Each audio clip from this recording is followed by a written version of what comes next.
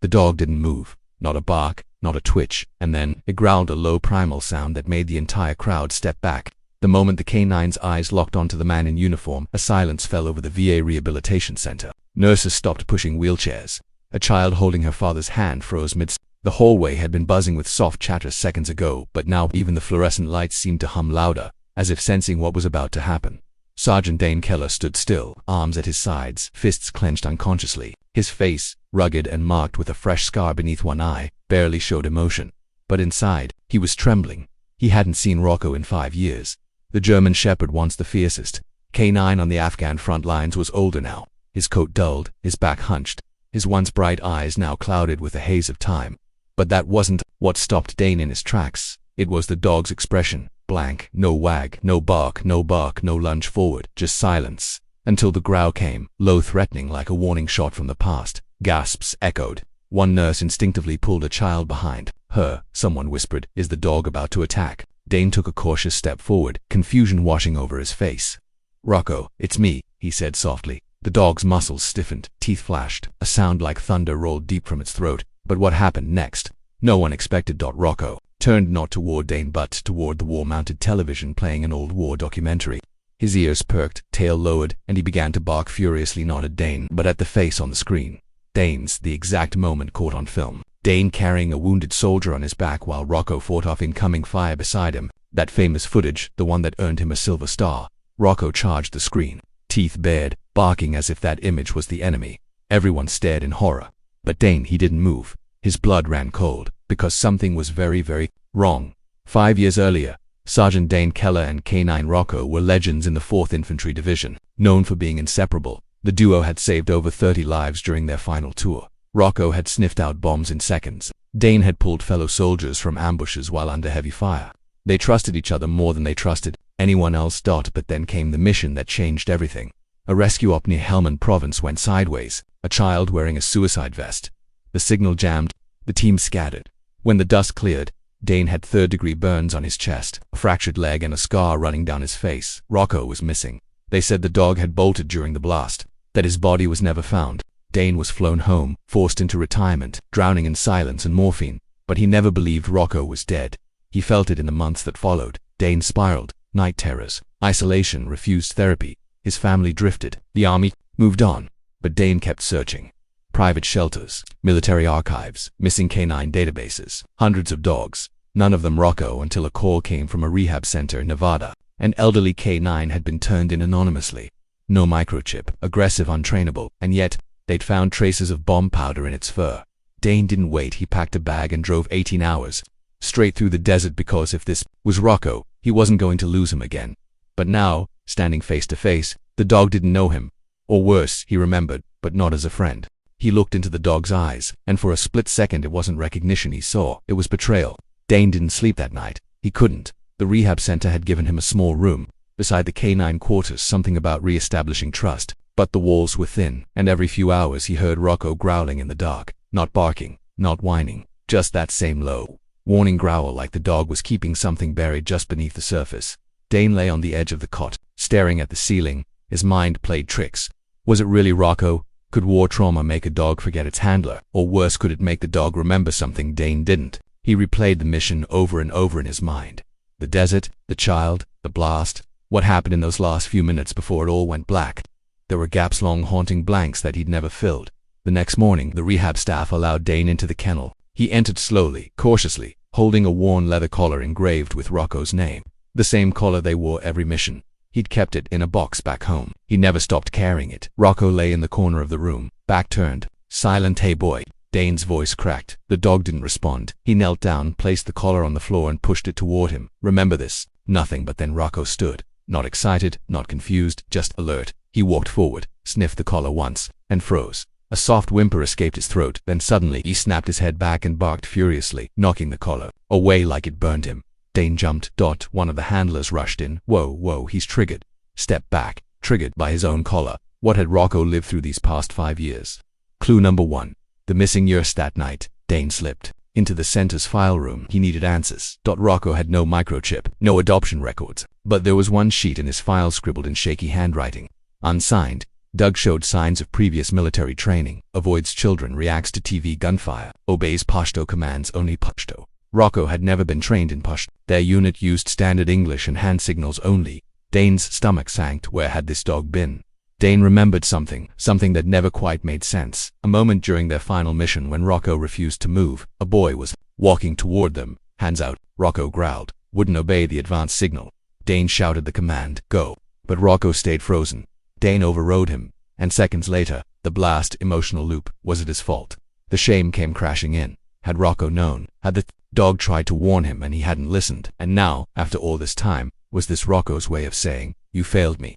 Dane sank into a chair outside the kennel. His scar itched like it always did when he was about to break. The guilt he'd buried beneath medals and silence. It clawed up from his chest, and just then he heard it. A quiet thud. Rocco had approached the glass wall. Sat down, just staring through the glass. Dane looked up. And for the first time, their eyes met. No growl, no bark.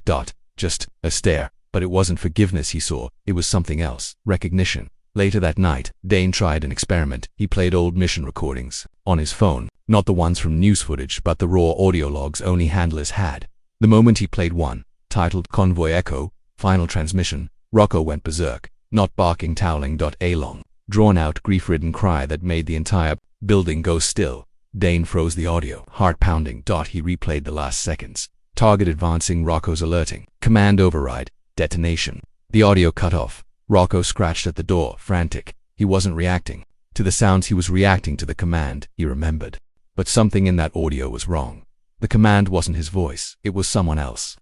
Dane's chest tightened. Was there another handler? In the following days, Dane watched the dog from afar. Rocco never barked again, never growled. He just watched him every step like he was studying him. Waiting until one morning, Dane found something that changed everything beneath Rocco's bedding. Sewn into the lining was a tiny, corroded metal tag. It wasn't military issue, it was tribal, etched with foreign lettering, Pashto script. He sent a photo to an old interpreter buddy. The message came back in an hour. Property of Zahir. That name hit Dane like a bullet. Zahir had been the local warlord who betrayed the unit during that mission. He worked both sides, fed them intel and led them into the trap. Zahir disappeared after the blast. Everyone thought he died in the airstrike that followed. But what if he didn't? What if he found Rocco after the blast? What if he trained the dog himself? Dane raced to the kennel. He had to know. He entered, held out the tag, and whispered, who trained you after me? Rocco stepped forward, slowly, and then he lifted his paw. Not to attack, but to salute. A perfectly executed military-style poise, but not the American style. It was Zahir's signal. And in that moment, Dane knew Rocco hadn't forgotten him. Rocco had been reprogrammed, and now he was waiting for something or someone. What would you do if the dog you trained to protect you was now trained to kill you? The next few days felt strangely calm. Rocco no longer growled, no longer barked. He followed Dane with cautious steps like a soldier assigned to a commander he didn't trust, but still obeyed. The staff at the rehab center called it a breakthrough. Dane wasn't so sure. Still, for the first time since their reunion, Rocco let Dane touch him. On the second morning, Dane knelt beside him, reached slowly, and placed a gentle hand on his shoulder. No resistance, not even a flinch, just silence, and then the dog leaned in. A small, heavy gesture, his head against Dane's knee, a sign of trust or something else. Dane wanted to believe the war between them had ended. He wanted to, but he'd lived long enough to know peace often comes before the strike. The return of a ghost ladder that afternoon. A black SUV pulled up outside the facility. Two men stepped out, one in civilian clothes, the other in uniform. CIA. The civilian introduced himself as Agent Cormac. The moment Dane heard the name, his heart sank. Cormac was the one who had buried the after-action report from the blast. The one who said, no bodies found, mission classified. They asked to speak privately. Dane refused. He wanted Rocco with him. The conversation that changed everything. They sat in the therapy room. Rocco lying quietly beside Dane's chair. Agent Cormac opened a file. Inside photos, grainy satellite. One showed Rocco in a cage, surrounded by armed men. The timestamp was from 2 years ago. He was being used by Zahir, Cormac said. Not just trained, used. Drug runs, guard duty, even interrogation. Dane's blood went cold. Interrogation. Cormac nodded. We believe he was conditioned with sound cues and scent triggers, possibly pain-based responses. Dane looked at Rocco, stunned. They turned him into a weapon. The twist inside the twist. But why bring him here? Dane asked. Cormac didn't answer immediately, but instead he dropped a second photo. Not of Rocco, of a boy 12, maybe 13. Dark hair, sad eyes. Dane's mouth opened, but no sound came out. The child, the same one from the mission, alive. How Cormac leaned in. We believe the boy survived the blast. He fled. Zahir raised him, trained him, but last year, the boy escaped, and we believe Rocco was his only friend. Dane blinked. Wait, Rocco didn't stay with Zahir. Cormac shook his head. No, he ran with the boy, protected him until someone betrayed them. Dane's heart pounded. Where's the boy? Now Cormac looked down. Missing. And we think Rocco is the only one who knows where he is. Emotional spiral. Everything Dane thought was wrong. Dane sat alone that night, staring at the collar again. He'd believed Rocco had been reprogrammed. He believed the dog might have turned against him. But what if Rocco wasn't the weapon? What if he was the shield, a protector, waiting for the one person left who understood him? Dane looked at the scar on his arm. What if all this time he'd been chasing guilt while the dog was chasing redemption? The break-in at 3:17 a.m. The facility's lights went out. Power failure. Then the alarm triggered. Dane grabbed his sidearm and bolted from his room. The kennel was wide open. Rocco's gate broken. A man lay unconscious near the door. Security outside. A trail of paw prints in the mud, disappearing into the woods. The note in Dane's bed. There was a note. Just one sentence, written in a child's shaky English. He knows where I am. Let him come. He ran out into the woods, calling Rocco's name. But the forest gave no answer. Only silence. And the sound of something running ahead. Fast, focused like a soldier on a mission. Dane moved like a ghost. Between trees. Adrenaline drowning pain. The flashlight bounced off Moscovic bark, but Rocco's tracks had faded. Only instinct remained. He thought of the boy of the note. He knows where I am. Let him come. And suddenly it made sense. Rocco hadn't broken free. He was summoned. The bond Dane thought was broken was never meant for him. It was forged in fear, between the dog and the child.